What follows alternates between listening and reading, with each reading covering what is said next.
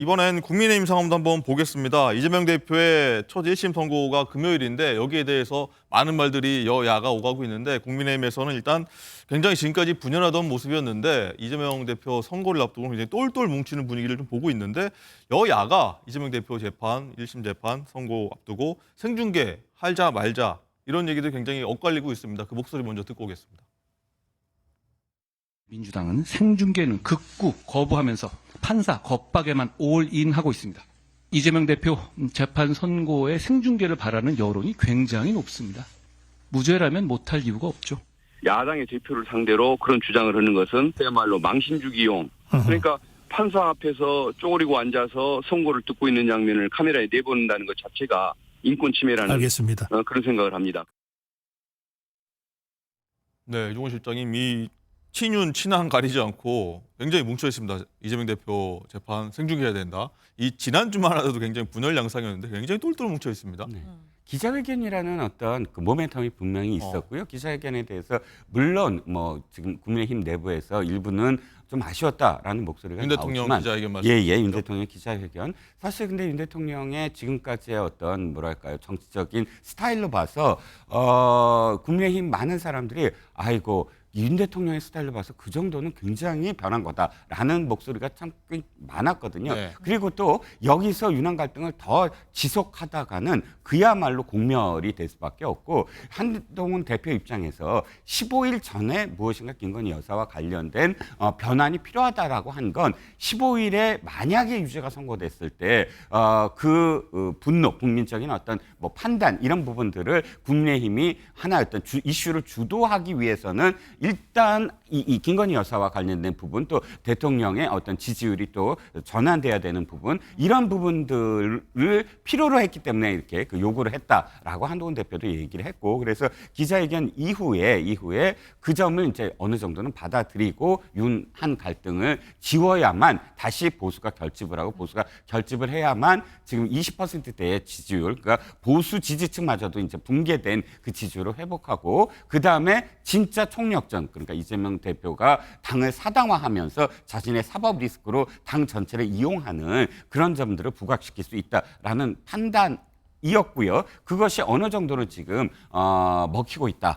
국민의힘 내부에서 그런 판단을 한 것으로 보입니다. 네, 어제가 윤석열 대통령 임기 후반부 첫날이었는데 장윤주 부위원장님 어떻게 보십니까? 이 윤 대통령도 심기 일전에서 힘 모아서 뛰자. 라고 하면서 조금 전에 자막도 나갔습니다만 당정 갈등이 해빙 중이다라는 말씀도 해주셨는데 여기 이 부분은 동의하십니까? 그래서 일단 눈으로 보이기에는 당정 갈등이 지금은 조금 소강기에 접어든 것으로 보이기는 합니다. 소강기다. 그렇죠. 근데 왜냐하면 저는 본질적으로 이 갈등이 완전히 해결됐다라고 평가하기는 어렵다고 생각하는데요. 대통령이 지난 담화와 기자회견에서 어찌됐든 사과를 했다라는 부분에서 좀 비판을 받았습니다. 사과를 하셨지만 구체적으로 어떤 부분인지에 대해서는 특정하지 못하는 것을 두고 어찌됐든 사과하는 것 진정성 있냐 이런 비판 나왔었는데요. 한동훈 대표 입장에서도 어찌됐든 봉합을 하고 가야 되는 것 아니냐라는 생각하는 거 아닌가 그런 의심이 듭니다. 지금 이재명 대표의 선고가 금요일로 예정되어 있고 그러다 보니까 한동훈 대표로서는 정부 여당의 여러 가지 악재들에 대해서 시선을 좀 야당 대표에게로 돌리고자 하는 그런 또 전략적인 노림수도 저는 있다고 생각이 들거든요. 그렇기 때문에 지난 총선에서 외쳤던 2조 심판론의 시즌2를 지금 다시 하고 있다. 저는 그렇게 생각합니다. 그런데 국민들께서는 사실 이렇게 시선을 돌리신다라고 해서 이재명 대표의 사법 리스크가 있기 때문에 지금 정부 여당이 갖고 있는 김건희 여사에 대한 리스크라든지 명태균 씨와 관련된 여러 논란들이 희석된다라고 생각하지는 않거든요. 어쨌든 근데 민주당 입장에서 이런 국면이 조금 달갑지만은 않을 것 같긴 합니다.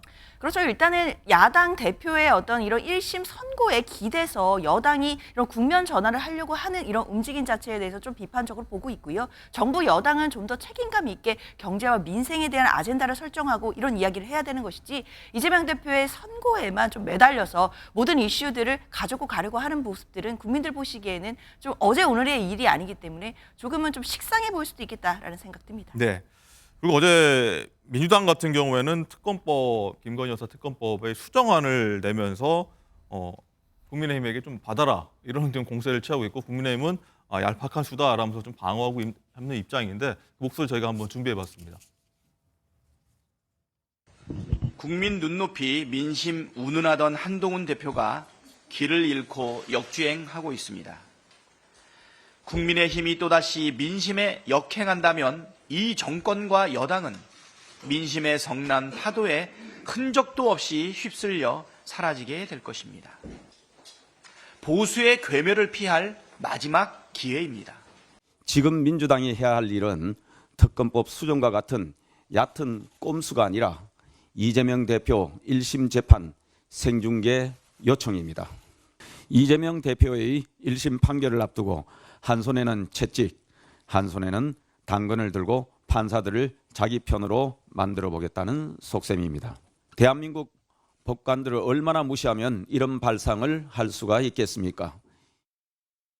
네, 이종훈 실장님 쭉 들으셨는데 민주당 입장에서는 뭐 100만 무죄 탄원 서명도 받고 있고 여론전도 좀 벌이고 있고 뭐 이재명 대표 역시 SNS에 무죄를 계속 주장하고 있는데 자 이게 판결 확정될 때까지 이 시가 뭐 많은 일들이 계속 벌어질 것 같습니다. 그렇습니다. 그런데 이재명 대표에 대해서 제가 생각하는 건 자신이 그렇게 지금까지 무죄를 주장을 했잖아요. 그리고 또 무죄라고 삼척동자가 보더라도 이거는 무죄고 정치적 보복이다라고 했다면 저는 그렇게 그러니까 사실 변호사를 많이 썼으면 내가 나에 대한 어떤 사법적 판단은 다 변호사가 방어해 줄 테니까 당은 이 나의 어떤 사법적인 리스크를 이야기하지 말고 민생과 그다음에 국민의 어떤 그런 이 행복을 위해서 법안을 제출하고 여당에 견제를 해달라. 이게 정상적이지. 지금 장외투쟁 그러니까 172석을 가진 어떤 야당이 거대한 그런 의회를 지금 좌지우지할 수 있는 야당이 이 매주 장외로 나가서 동원령을 내리고 하는 것. 그러니까 자신의 사법 리스크를 회피하기 위한